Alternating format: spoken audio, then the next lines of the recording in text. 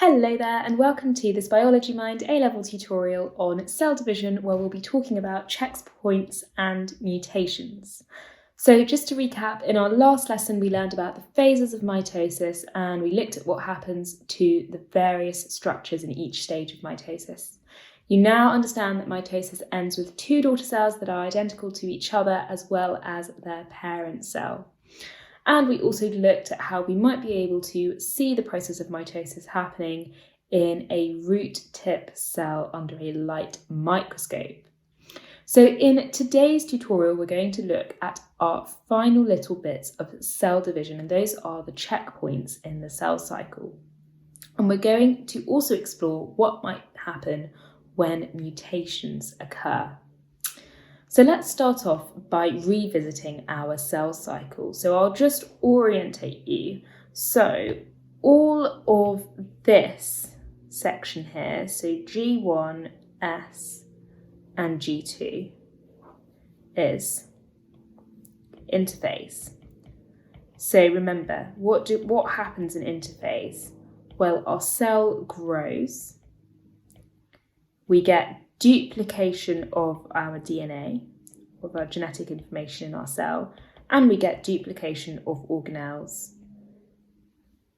I always spell organelles wrong, organelles. And we also get synthesis of new proteins, because all of these things allow for our parent cell to split and distribute resources to their daughter cells. So that is interphase. Then this here is the mitotic phase, and at the end of the mitotic phase, there will be the cytokinesis phase. So transition from one phase of the cell cycle to another of the cell cycle is highly regulated by a checkpoint. So checkpoints are where the cell conducts a self-assessment to ensure that the cell and the DNA are not damaged. If the cell or the DNA are damaged, the cell will try to repair the damage. So let's have a look at some of those checkpoints. So first of all, we have the G1 checkpoint, which occurs after G1. And this is where two features are checked. Number one, whether the conditions are appropriate for proceeding with the cell cycle, and number two, DNA damage. So the cell will only pass the checkpoint when it is large enough and has enough energy, and also that the external conditions are favourable for division. So the cell also checks for DNA damage, and the cycle will not proceed if damaged DNA is detected, as this means that then daughter cells would be produced which have damaged genetic material. So G1 also contains a special checkpoint called the restriction point, which is the point at which the cell irreversibly commits to entering the cell cycle. So that's our G1 checkpoint. Now at the G2 or M checkpoint, the cell ensures that chromosomes have been replicated correctly, because the G2 checkpoint is just before mitosis starts. So have those chromosomes been replicated correctly before we start splitting them up in mitosis? And then the final checkpoint is the M checkpoint, which is the metaphase checkpoint. And this is also known as the spindle checkpoint. And this ensures that the cell cycle will not proceed until all the sister chromatids are properly attached to the mitotic spindle. So there are all these various checkpoints to check that everything is good and healthy in the cell before it produces daughter cells. Now, what happens if damage is spotted?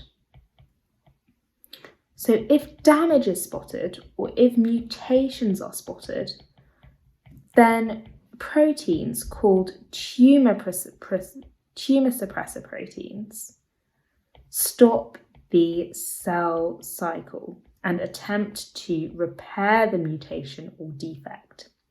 Now, if the cell is unable to fix the damage, the cell enters apoptosis, which is where the cell commits a highly programmed cell death. So if those tumour suppressor proteins can't fix the DNA or the damage or the mutations, then the cell enters apoptosis, where it essentially kills itself. It dies in order to save the rest of the functioning cells around it and to make sure that it doesn't produce daughter cells that are also defective. Now, going on from that, mutations can lead to formation of cancer cells, and cancer cells actually arise from two different forms of mutation. Either a mutant tumour suppressor gene, which remember I said either a mutant tumour suppressor gene, and remember I said those tumour suppressor genes are really important in detecting damaged cells or damaged DNA. So if there is a mutant tumour suppressor gene, there will be uncontrolled cell division and cell growth in the mutated cell. So this leads to cancer cell formation. Or mutations might occur in oncogenes, which are genes that promote cell division and growth. And this will lead to rapid proliferation of those cells, so rapid growth and division of those cells. So overall, both of these types of mutation lead to formation of cancer cells. So these are the two types of mutations that might lead to cancer cells arising. Now, what is a tumour? A tumour is a group of rapidly growing cancer cells. So a group of cancer cells is known as a tumour when it forms a group of cancer cells which form a rapidly growing tissue. So you can see here these are normal cells that look nice and regular, and here is this clump of abnormal cells which are our cancer cells. And you can see that they're a group of rapidly growing cancer cells. They're forming a larger and larger unit of cells. They're forming a rapidly growing tissue. Now tumours grow, remember tissue is just a group of cells. Now tumours grow very rapidly and are unable to control their growth, and they acquire even more mutations, causing them to grow more. And remember, the mutations that cause cancer cells are either mutations in tumour suppressor genes or in oncogenes. Okay, really key point for you to remember that. Okay, so why are tumours so dangerous if they're just our own human cells that have been slightly damaged and are now replicating? Well, tumour cells can be lethal because they can outcompete nutrients from normal cells and fuel their own growth away from normal cells.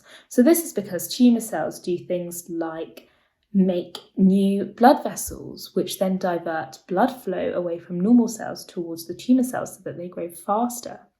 Now, the knock-on effect of this is that in the human body, if organs are unable to obtain necessary nutrients because tumour cells are stealing those nutrients, they stop functioning and the organism will eventually die. So this is why cancer cells overall can harm people.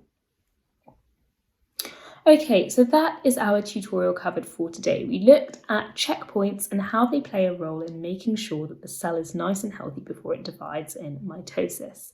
However, sometimes checkpoints aren't enough and we do get mutations which lead to formation of cancer cells. So we also discussed how cancer cells can lead to harm or death in a person.